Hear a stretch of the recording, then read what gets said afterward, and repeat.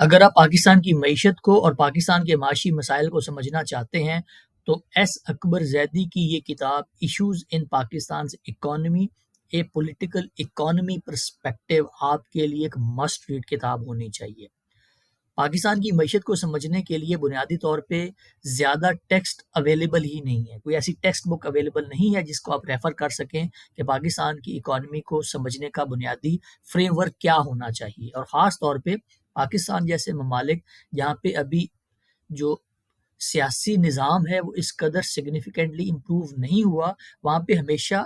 Economy को political economy के perspective में देखने की ज़रूरत होती है। पॉलिटिकल इकॉनमी का मतलब ये है कि किसी भी मुल्क की मईशत उसकी सियासत से अलग करके नहीं देखी जा सकती। ख़ास तौर पे वो ममालिक जहाँ पे अभी तदरीजन जो पॉलिटिकल सिस्टम है वो इवॉल्व हो रहा है, तो वहाँ पे जो इकॉनमी को देखने का लेंस होना चाहिए, वो पॉलिटिकल इकॉनमी का पर्सपेक्टिव होना चाहिए कि बहुत सारे ऐसे सियासी फैसले होते हैं, बहुत सारे ऐसे सियासी मामलात होते हैं जिनका डायरेक्ट इम्पैक्ट इकोनॉमी के ऊपर पड़ता है और बहुत सारे इकोनॉमी के ऐसे एस्पेक्ट्स होते हैं जिनका असर पॉलिटिकल डिसीजंस के ऊपर और पॉलिटिकल हालात के ऊपर और पॉलिटिकल सिस्टम के ऊपर पड़ता है। पाकिस्तान का जो मारूज़ी हालात हैं उनके अंदर इकोनॉमी को और पॉलिटिक्स को आप अलग करके नहीं देख सकते। तो डॉक्टर अकबर एस ज़ैदी की ये जो एक किताब है इसको आप as a text book consider कर सकते हैं, जिसमें उन्होंने पाकिस्तान के माशी मामलात को समझने के लिए जो फाउंडेशन के स्टोन्स होने चाहिए उनके बारे में बड़ी तफसील से बात की है। और इस किताब के बारे में जो एक बहुत ही रिमार्केबल बात है वो ये है कि शायद पाकिस्तान की इकोनॉमिक और पॉलिटिकल हिस्ट्री के ऊपर इससे बड़ी कम्प्रिहेंसिव किताब अभी तक नहीं लिखी जा सकी, जिसमें डॉक्टर अकबर एस जैदी ने स्टार्ट में पाकिस्तान के जो स्ट्रक्चरल ट्रांसफॉर्मेशन है 1947 से लेके 2013-14 तक, जब तक इन्होंने इस किताब का टाइम फ्रेम इसके दूसरे या तीसरे एडिशन तक इसको स्टडी करने के लिए वो डिफाइन किया था, तब तक पाकिस्तान के अंदर जो स्ट्रक्चरल ट्रांसफॉर्मेशन हुई है उसको बड़ी खूबसूरती से एक माजी की कहानी और स्टोरी बना के ऐसे प्रेजेंट किया है जिससे आप पाकिस्तान के फ्यूचर को और इकोनॉमिक लेआउट को भी प्रेडिक्ट कर सकते हैं। उसके बाद इसका जो दूसरा हिस्सा है इसमें एक मिथ के बारे में बात की गई है कि पाकिस्तान की एक फ्यूडल कंट्री है या एक फ्यूडल सोसाइटी है। इसमें भी उन्होंने थोड़ा-सा डीप डाइव करके एक जो हमेशा से पाकिस्तान की इकॉनमी के बारे में, पाकिस्तान के मुआशरे के बारे में एक स्वीपिंग स्टेटमेंट दे दी जाती है कि पाकिस्तान एक एग्रीकल्चर कंट्री है और पाकिस्तान की जो 70% आबादी है वो देहाती इलाकों में रहती है। तो इसको भी उन्होंने ज़्यादा एग्रेरियन जो चेंज आया है डायरेक्शन के अंदर और नेचर के अंदर पाकिस्तान के इकोनॉमिक लेआउट में, उसके ऊपर ही बात करने की कोशिश की है। और जैसे अमूमन होता है पाकिस्तान की इकोनॉमी को जिस तरह 3 हिस्सों में डिवाइड किया जाता है, एग्रीकल्चर में, इंडस्ट्री में और सर्विस सेक्टर में, तो इस किताब का जो दूसरा हिस्सा है, जो चैप्टर 6 से ऑनवर्ड है, वो इंडस्ट्री और ट्रेड के बारे में है, जिसमें पाकिस्तान के जो फिस्कल मसाइल हैं, इंडस्ट्रियलाइज़ेशन का जो प्रोसेस है और mobilisation of the structure of taxation है, इसके बारे में बात की गई है। इंडस्ट्री के जो की इश्यूज़ हैं, जो डेट और डेफ़िसिट के मसाइल हैं, बैलेंस ऑफ पेमेंट का और ट्रेड रिजीम्स के बारे में बड़ी तफ़सील से उन्होंने बात की है। इस किताब को पढ़ने का और समझने का एक जो अच्छा तरीका हो सकता है कि जिस तरह उन्होंने चैप्टर बाँधे हैं, आप इन्हीं चैप्टर्स को लेके, इन्हीं चैप्टर्स को फ़ॉलो करते हुए पढ़ते जाएँ, तो इससे आप पाकिस्तान के इकोनॉमिक स्ट्रक्चर को, पाकिस्तान के इकोनॉमिक मसाइल को बेहतर तरीके से समझ पाएँगे। उसके बाद जो चैप्टर 12 है, जो जिसका उन्होंने इसको चौथे हिस्से में डाला है कि जो फिस्कल फेडरलिज्म है, devolution of fiscal federalism. Federalism एक बहुत बड़ा पॉलिटिकल साइंस में सब्जेक्ट है। पाकिस्तान के केस में खास तौर पे इसकी रेलेवेंस बहुत ज़्यादा है कि कोई भी मुल्क जब इस तरह के एक फेडरेटिंग यूनिट की हैसियत से आज़ाद होता है, तो उसके फेडरेटिंग यूनिट और प्रोविंशियल या स्टेट्स के दरमियान हमेशा कशमकश रहती है इख्तियार की और जो फिस्कल मामलात होते हैं।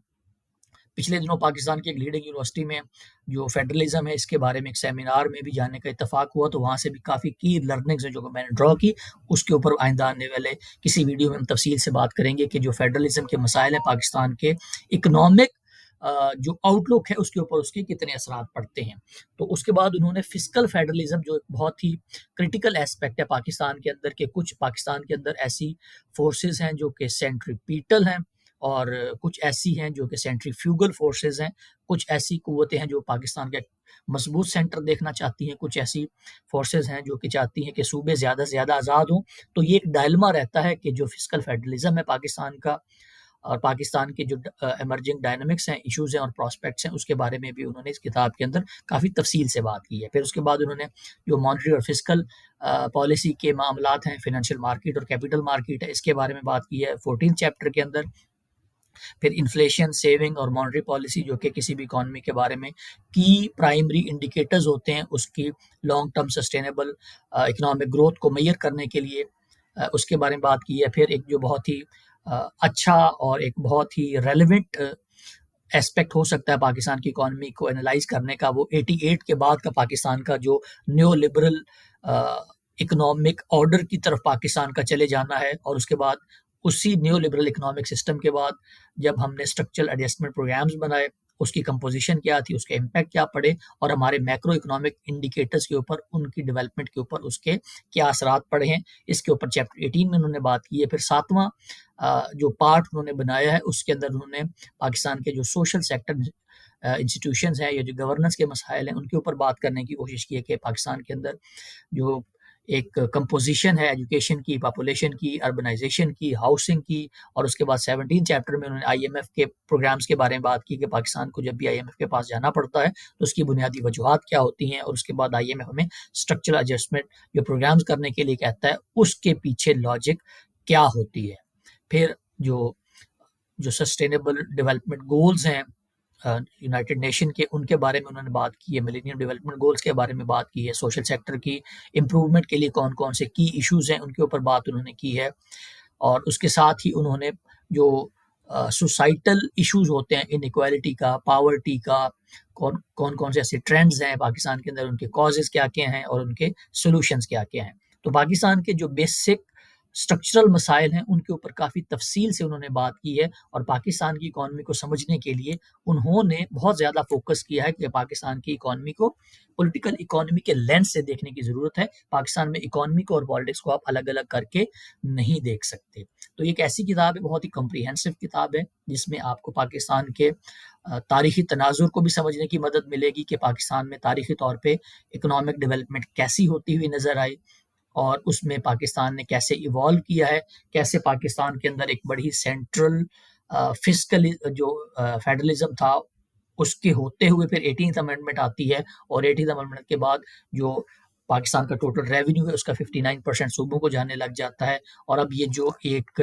कशमकश चलती है सूबों और फेडरल के दरमियान, फेडरल गवर्नमेंट के दरमियान, इसका ओवरऑल इम्पैक्ट क्या होता है पाकिस्तान के मसाइल के ऊपर। तो ये एक स्टार्टिंग पॉइंट हो सकता है किसी भी उस बंदे के लिए जो पाकिस्तान की इकॉनमी को समझना चाहता है। और पिछले दिनों मुझसे किसी साहब ने इसके बारे में सवाल भी किया था कि पाकिस्तान के इकोनॉमिक मसाइल के बारे में भी बात करें और उनके सॉल्यूशन को भी प्रपोज किया करें। वो शायद सीएसएस करने की तैयारी कर रहे थे। कंपेटिटिव एग्जाम्स के लिए ज़रूरी ये है कि आप पहले पाकिस्तान के माशी मसाइल को समझें। जब आप पाकिस्तान के माशी मसाइल को एक दफ़ा समझ लेंगे तो उसके बाद ही आप इस पोजीशन में होंगे कि आप उनका कोई वायबल सॉल्यूशन प्रपोज कर सकें। तो मेरा ख्याल है स्टार्टिंग पॉइंट ये है किसी भी बंदे के लिए जो पाकिस्तान के इकॉनमी को समझना चाहता है, कि पहले वो पाकिस्तान के मसाइल को समझे। जब मसाइल समझ आ जाएंगे तो आप कॉरेस्पॉन्डिंगली उनके सॉल्यूशन भी प्रपोज करने की पोजीशन में होंगे।